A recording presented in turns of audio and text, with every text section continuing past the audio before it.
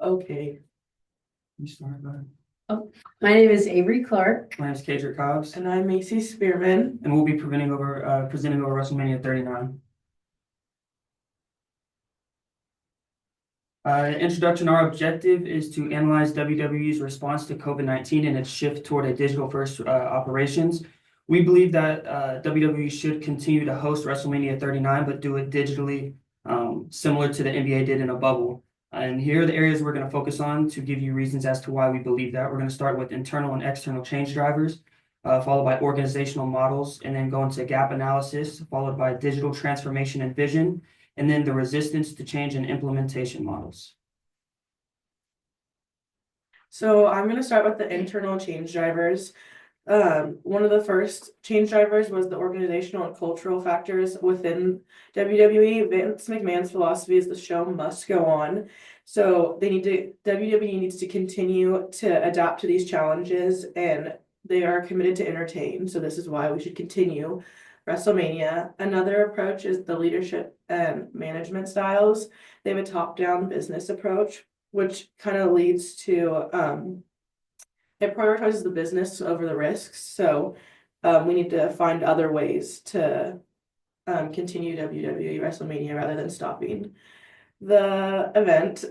Some strategies that are internally within the company, they need to maintain the revenue through their media. A big part of WWE is the audience and fans, so they need to find ways to try to increase their revenue without having the audience there.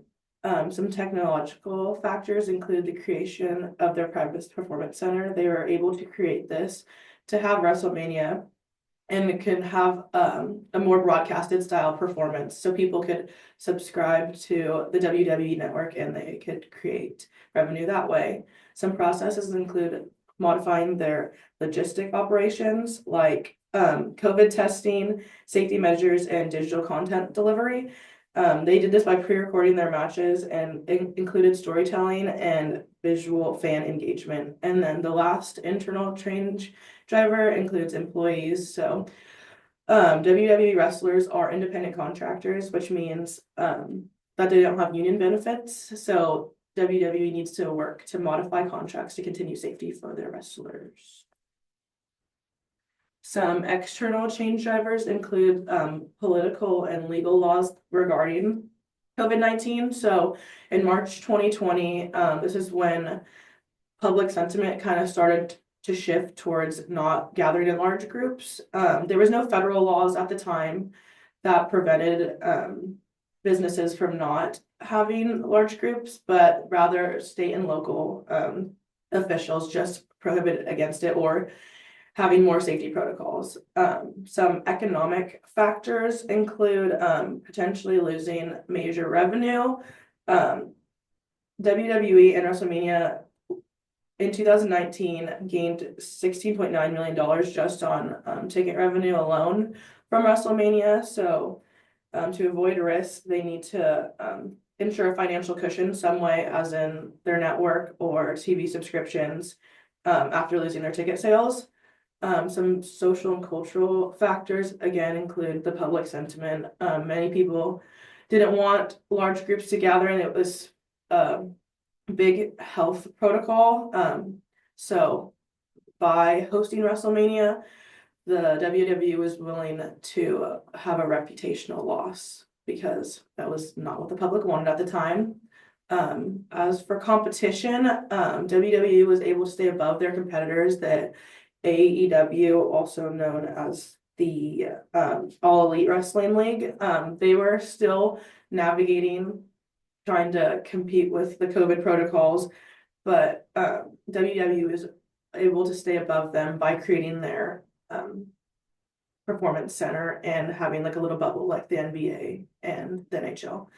And then lastly, some technological factors was the capitalization on broadcasting within their private performance center. They were able to create that live audience effect, even though that there's people still not at the arena. And then finally, for some organizational and framework factors that we can work on improving their styles.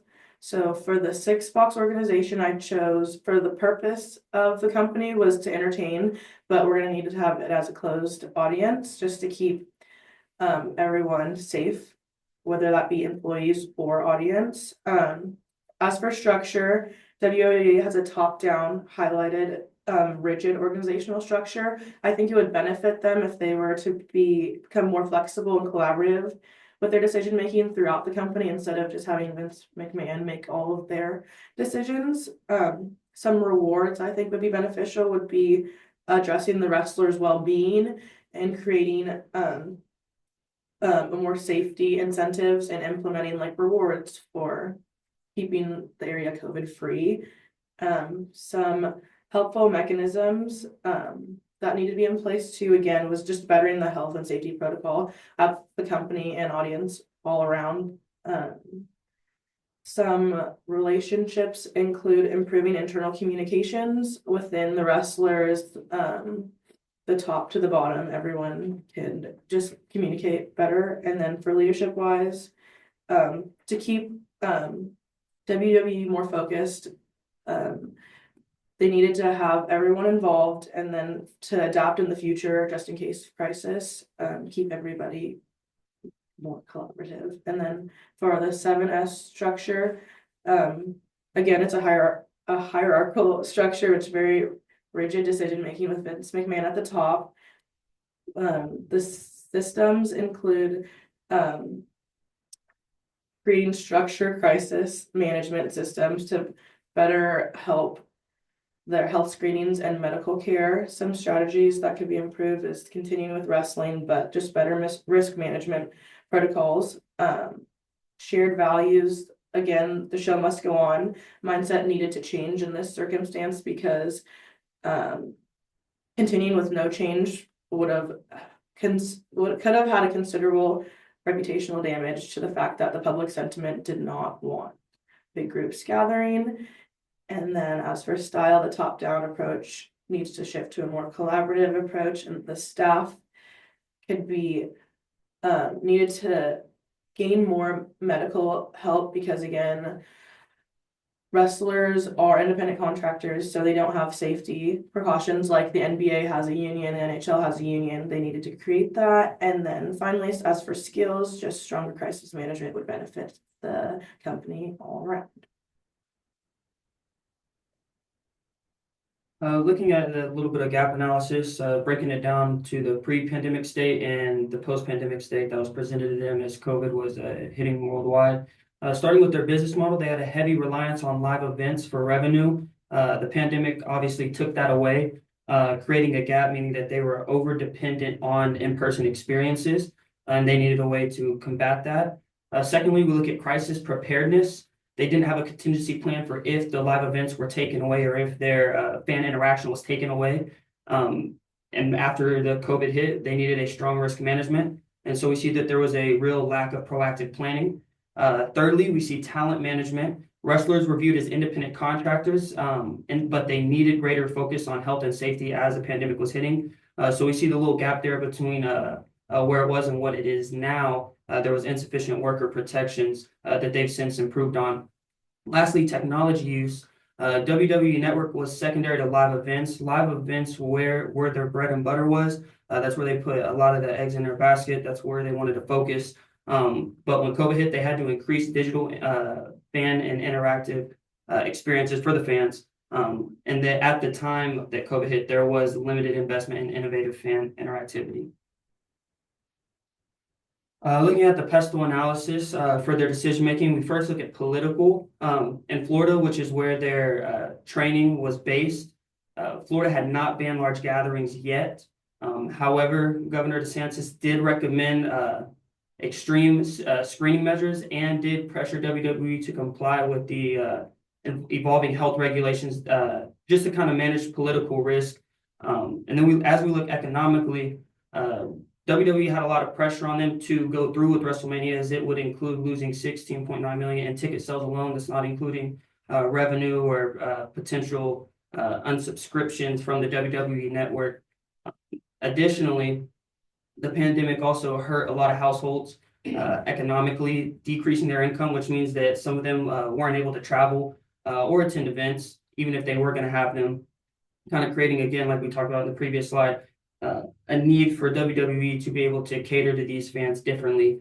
As we look at social pressures, public sentiment was divided. Many people did not want large social gatherings. However, a lot of people did want to see WWE continue the shows and entertainment as they have been going weekly for decades. And a lot of people didn't want to see that streak end. And similar to WWE, we saw a lot of other sports entertainment industry businesses and theaters close. So then digital entertainment became a primary form of engagement, and this is what WWE would have to transfer to. Continuing with pestle analysis, we look at the technological pressures, and WWE had the infrastructure to pivot to digital broadcasting, but they didn't. But they initially lacked a strong virtual audience. They already had WWE Network set up with content on there. But one thing that they added was the introduction of the Thunderdome in August of 2020, which allowed for fans to participate via LED screens, and that did improve the broadcast experience and engagement. Legally, because WWE wrestlers were classified as independent contractors, there was a lot of flexibility in how the WWE could handle COVID. Because there were no unions, as we've mentioned previously. The classification also led to tensions between WWE management and talent. There wasn't a lot of communication between the two. It was very top down. And some of the performers got very, very upset and concerned over the lack of legal protection and care for their safety. Environmentally, travel restrictions and venue closures did create very, very difficult logistical challenges for WWE. However, because they had the Performance Center in Florida, they were able to minimize travel and reduce exposure risk for performers and staff. As we look at the digital transformation, we see that as WWE was going through the COVID-19 pandemic, they had to find a way to replace the lost ticket revenue, which they did by increasing focus on WWE Network, increasing the content that was available there, as long as increasing the content that was available on their cable channels as well. And then we also saw them start focusing more on cinematic style matches. As we mentioned before, this was pre-recorded high production storytelling, which led to enhanced storylines, which included long-term character-driven narratives. Some of these are still being driven out today.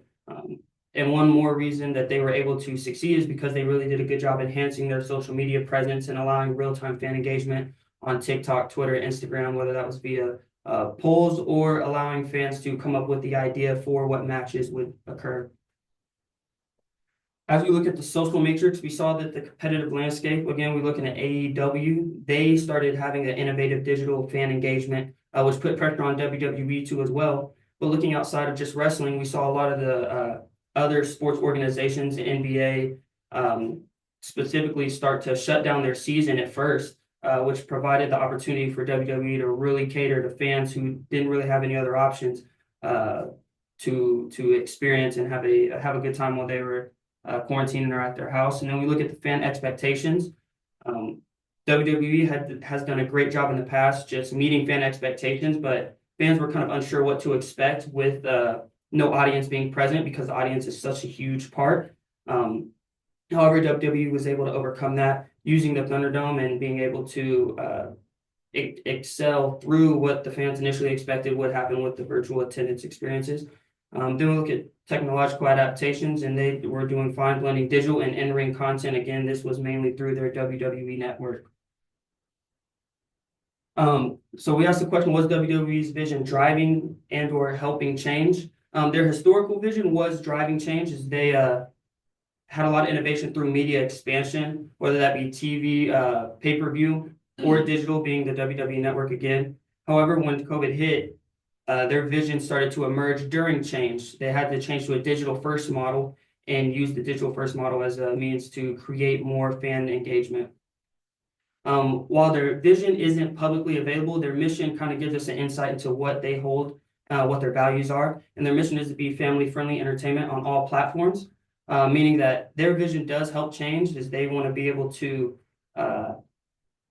provide the entertainment on all platforms, no matter what is going on. And similarly, as we talked about earlier, we see that their philosophy is the show must go on. Again, this is just driving resilience, which is a huge core value for the WWE. Some potential resistance to change when they were trying to implement the digital first model. We saw that there could be a potential psychological breach. And this would occur when the WWE wrestlers perceived that there was a failure to ensure their safety, leading that the people that they trusted, they perceived that they could betray them. Also a lack of clarity because they were in unknown territory. There was poor communication of what the protocols would look like. And that created some uncertainty and animosity among the wrestlers and management. The ethical conflict of whether the independent contractors, being the wrestlers, should continue making money through the business, or should they put their personal safety first? And you saw some of the wrestlers step away because of this ethical dilemma that they were in. And then lastly, we saw top-down decision-making. There was very minimal input from wrestlers. Again, they didn't have a players association or a wrestlers association. So a lot of it was Vince McMahon's decision, and then everyone else just kind of had to go along with it. Next, we're going to look at the force field analysis. And first, we're going to go through the driving part of the analysis. And for the revenue generation, they obtained about $16.9 million in ticket sales and about $743.1 million in online streaming revenue, which made up about 77% of total revenue for 2019. And next, we want to look at their brand image. And as they always say, that the show must go on. And this is something that WWE took personally, obviously. And this is what made us come to the decision of having the event, but without fans, because the show must go on. And next is the broadcasting rights. So as of right now, they already have their online streaming platform. So broadcasting rights wasn't really an issue. And this leads to content delivery, and it also allows existing customers and new customers to come in, because during that time of COVID, nobody was broadcasting anything. And so this allowed WWE to attract new people and as well as their existing fans. And last is the private facility that they own in Florida. This allows them to have a controlled environment and almost like a bubble, and to be able to follow the COVID-19 guidelines and keep their production staff safe, their wrestlers safe, and everybody else who's involved in creating WWE. Next is the restraining part of the force field analysis. And first is the health and safety concerns. Right now, it's hard for the health and safety concerns because you have your production staff, your wrestlers, your people, your healthcare providers that are helping the wrestlers and everybody stay safe during this time. And so that costs a lot of money. So WWE, without fans, isn't getting revenue from there, but also giving out money to other workers that are needed. And next is the financial cost. So by not having the fans show up at the event, it eliminates ticket and merch revenue. But with the revenue that they gain from their online streaming platform, it is enough for the WWE to continue and put on events for their fans. And next is the health protocols.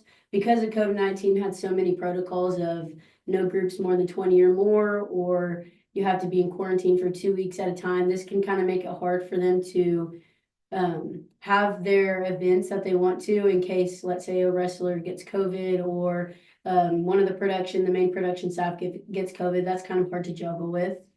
And last is the regulatory and public pressure. There's a lot of restrictions with COVID, and during that time, the public did not respond well to people having gatherings or people putting events on for the public, but they didn't like it because it was such a big deal at the time, and nobody really wanted to expose people to COVID in that way. Next is the appreciative inquiry, and these are the questions that we had came up with. Our 4 questions for discovery, dream, design, and destiny. And next is the 3-stage model. First is unfreezing, and we want to recognize the need for the change and challenge the status quo and communicating the urgency. And basically, we want to recognize the need for change for COVID because at the time we can't have fans, so we have to figure something out. And we want to challenge the status quo.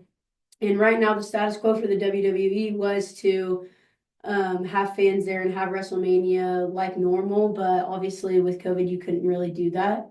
And so we wanted to communicate the urgency within the production staff and the wrestlers to allow them to know that we have to kind of get this rolling because everything happened within a month or two of when COVID.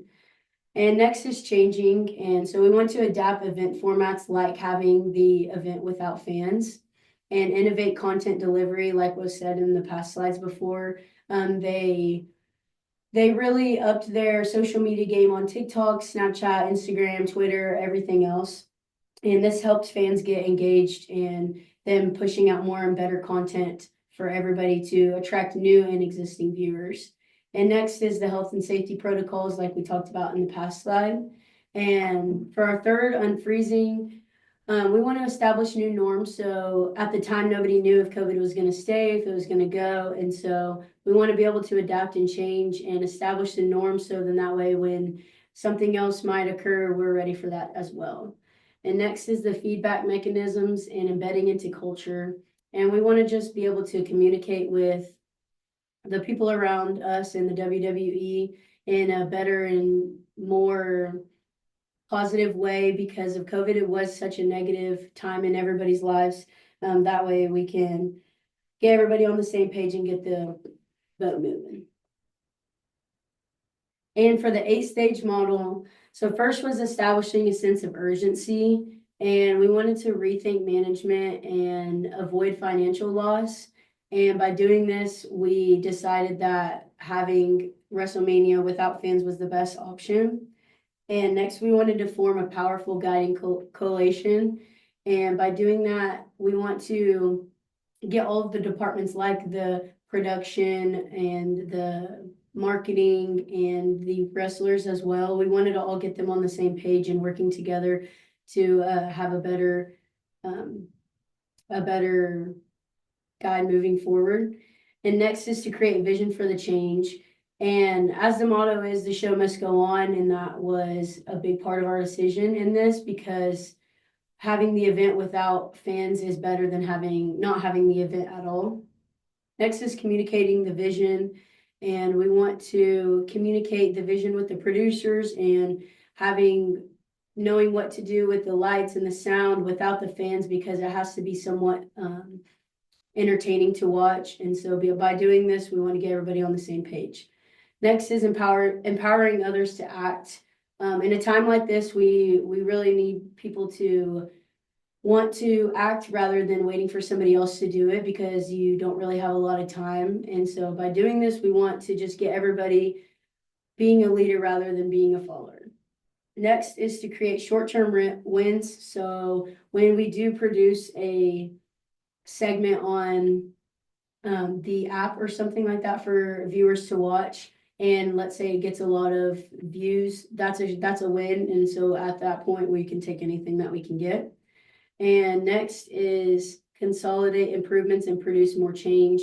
In a time like this, change is always happening. Everything is evolving. And so we want to be able to roll with the punches and improve WrestleMania and WWE as much as we can. And lastly is institutionalize new approaches, policies regarding COVID-19, whether that was groups of 20 or more, or no groups of 5 or more, or you couldn't be within 5 feet of somebody. We want to always come up with new approaches to make everybody feel safe and happy and healthy.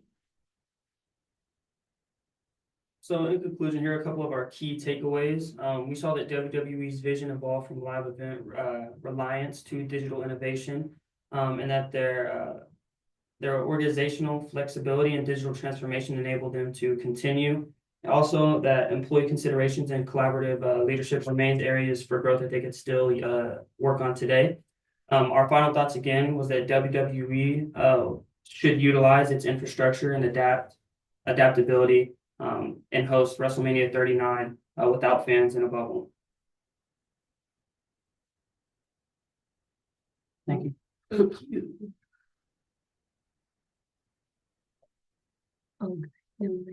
Okay, I was about to say,